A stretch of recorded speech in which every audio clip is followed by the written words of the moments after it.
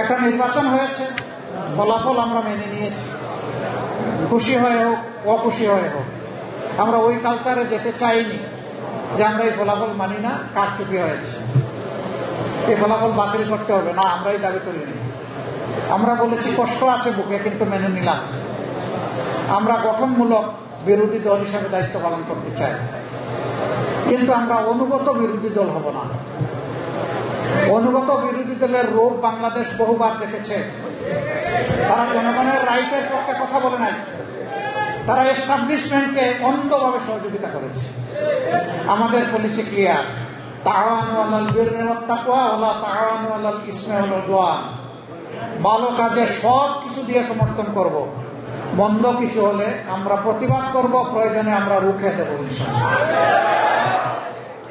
তাহলে সরকারি দল বিরোধী দল সবাই মিলে একটা সুন্দর দেশ আমরা করতে পারবো।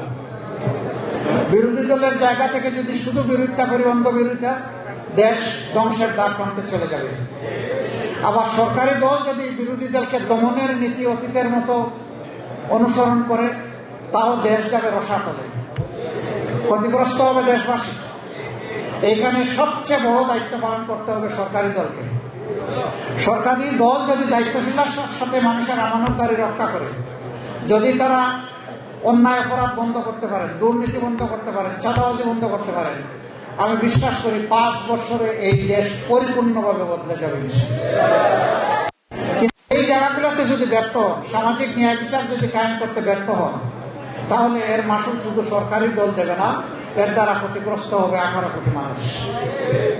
দোয়া করবেন আমরা বিরোধী দল হিসাবে যেন চৌকস পাহারাদারের দায়িত্ব পালন করতে পারি, চোখ যেন সবসময় জনগণের অধিকারের দিকে খাড়া রাখতে পারে, স্থির রাখতে পারি, আল্লাহকে যেন ভয় করে চলতে পারি।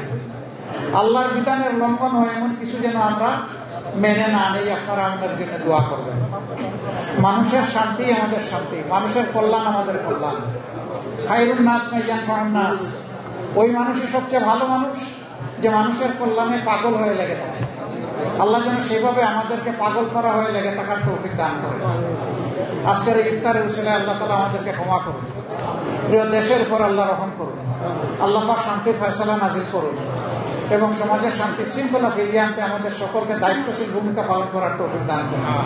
আমার জন্য দোয়া করবেন। আমার জীবনে আমি কখনো যে জায়গায় বসে সংসদ অধিবেশন হয়, এমপি সাহেবরা যেখানে বসেন, সেই জায়গাটা এখনো আমার দেখার সুযোগ হয়নি। আল্লাহ যদি আমাকে হায়াত দেন, বাঁচায় রাখেন, তাইলে এই 12 তারিখ দেখার সুযোগ হবে আমার।